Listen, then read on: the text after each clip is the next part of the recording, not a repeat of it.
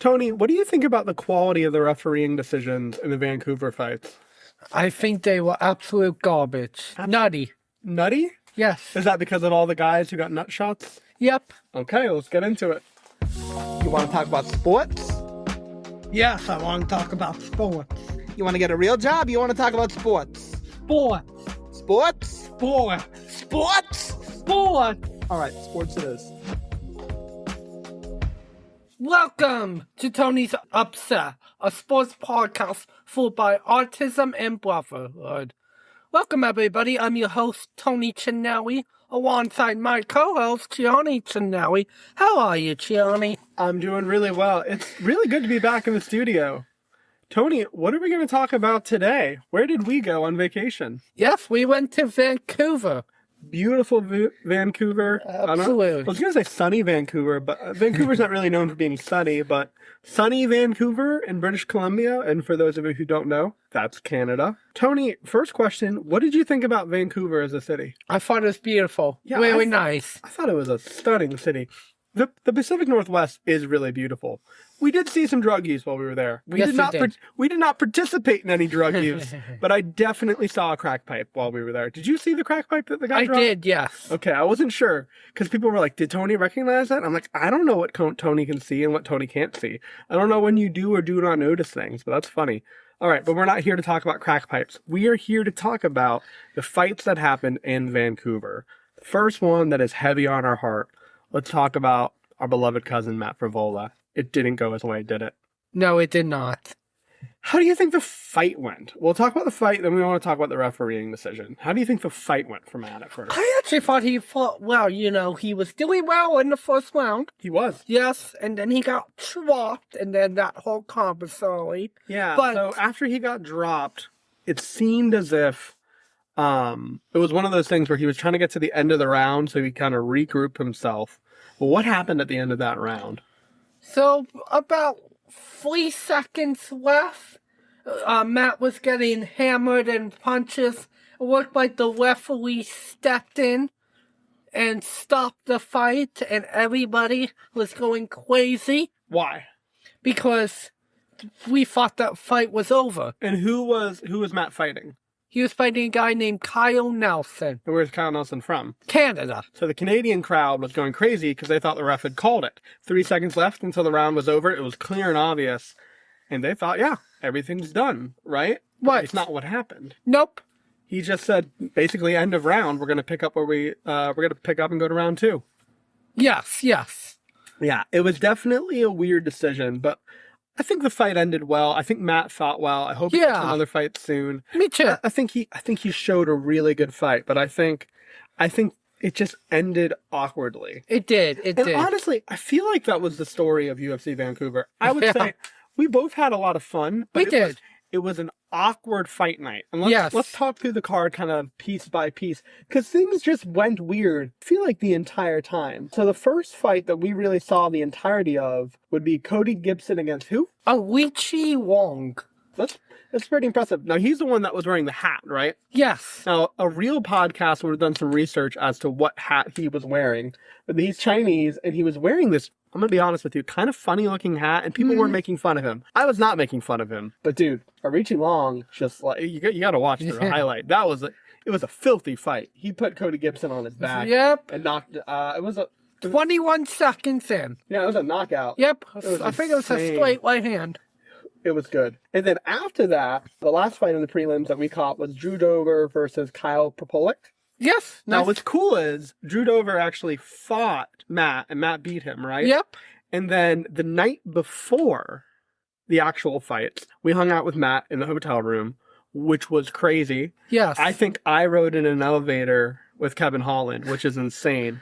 Because I was like texting a friend, like, oh my goodness, I'm in a hotel with all these UFC fighters. And then, like, as soon as I like hang up the phone, I step into the elevator and it's Kevin Holland and his entire team. To be honest, this is like the third time Gianni saw Kevin Holland. He saw Kevin Holland.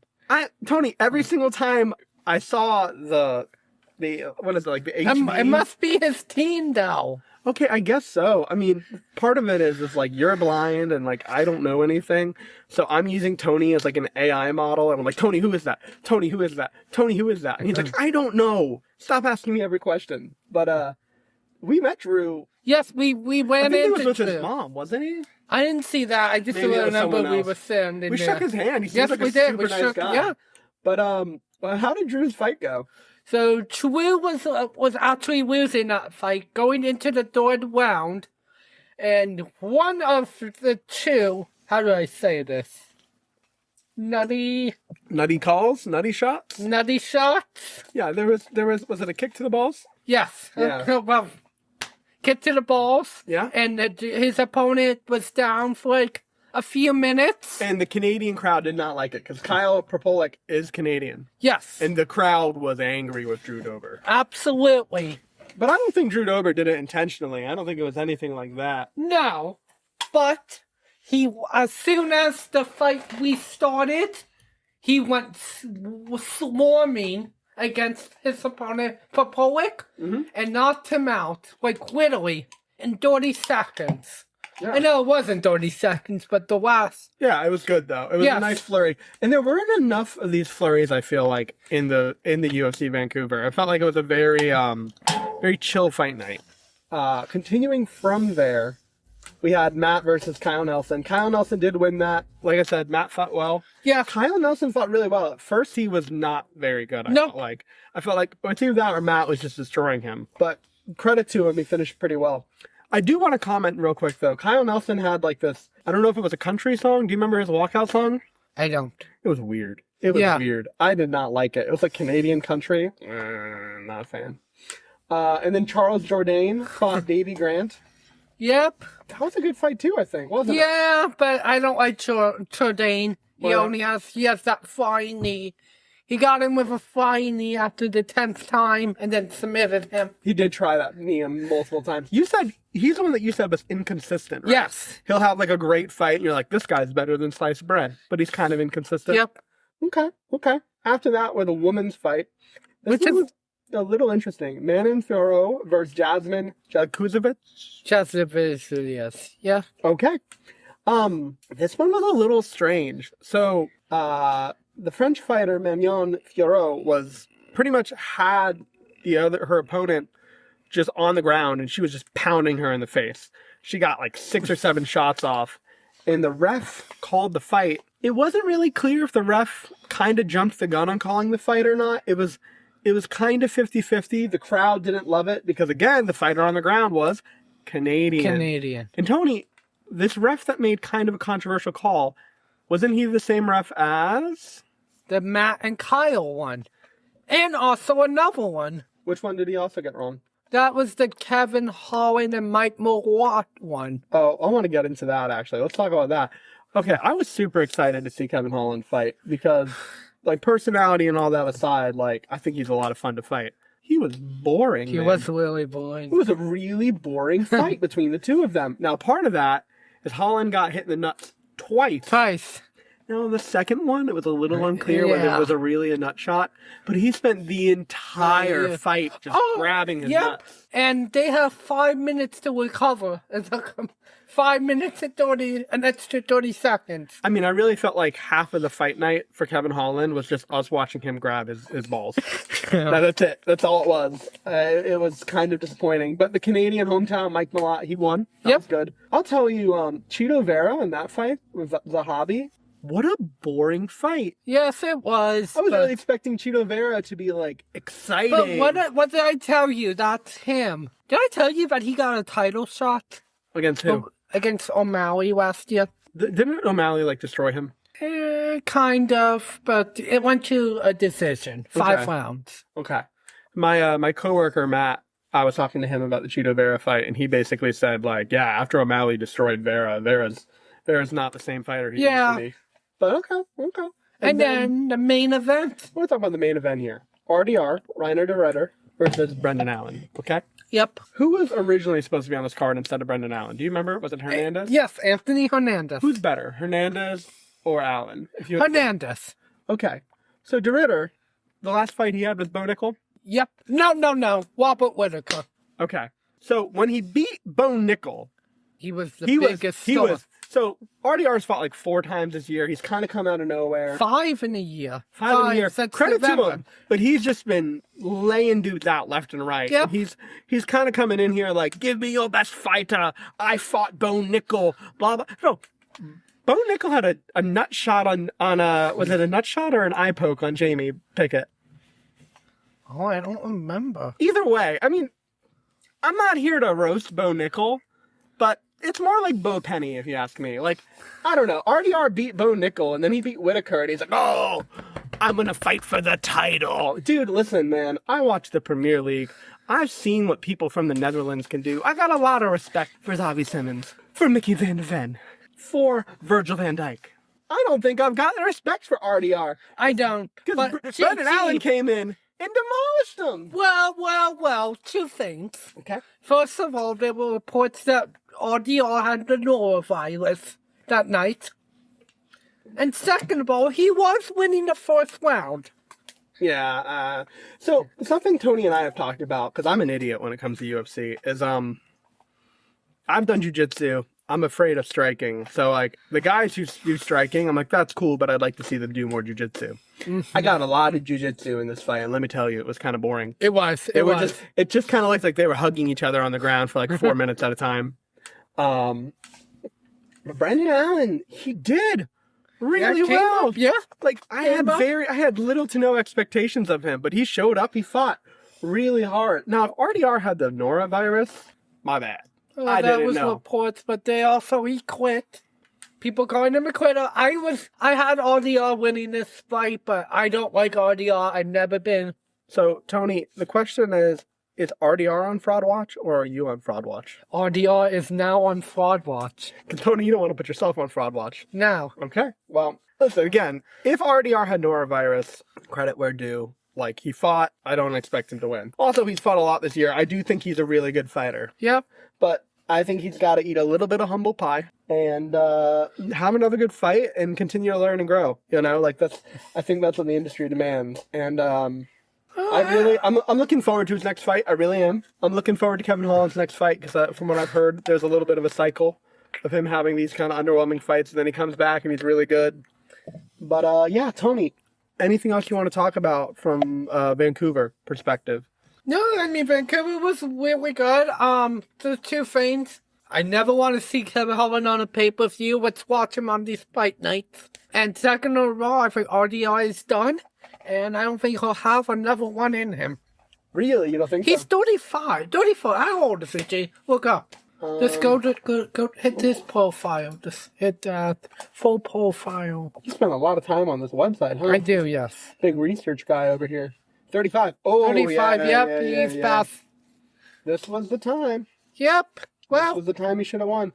But again, like, big respect to him. Whitaker, Holland. He beat Holland? Yeah. Oh, okay. I didn't know that. I knew about Nickel. I forgot about Whitaker. I didn't know about Holland. Credit to him. I mean, listen, he's good, but if RDR thinks he's champion material, he's not on Fraud Watch. Nope, yep. He's on Fraud Watch. He just is. I hate to say it. 35, he's not Fraud Watch. I'd like to see him bounce back, but right now, Fraud Watch. Fraud Watch. And Fraud Watch does not mean you're a fraud. It means we are on the lookout to see if you are a fraud. I don't know if we put James Franklin on Fraud Watch, but he lost his job. He did. And you know what? Aside from that, Tony, we're going to end this podcast in just a moment here. But I do have a question for you. Yes. Anything you want to share in regards to you traveling with autism and what that's like? Yeah, whatever you want to say. It was cool, you know, going to the connections, going from Atlanta, finding out, Atlanta to Calgary, and then to Vancouver, understanding it, looking at the signs, knowing what time to be there, going through what we have, going through customs and stuff. Yeah. And then coming back, doing all of this and understanding.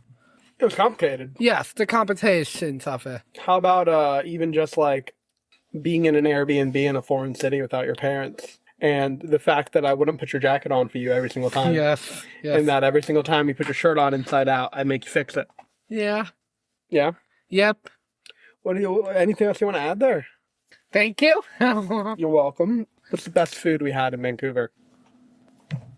The steakhouse? I did like the steakhouse. We went to High's. Matt's family was so gracious to take us out to dinner. Wonderful time. Mm-hmm. Only thing I'll say about High's in Vancouver, the only thing I didn't like, is the waiter came over and he's like, "We're the oldest steakhouse in all of Vancouver. And, we're the longest, most tradition, blah, blah, blah." And I'm like, "How long have y'all been here?" Do you remember what year he said?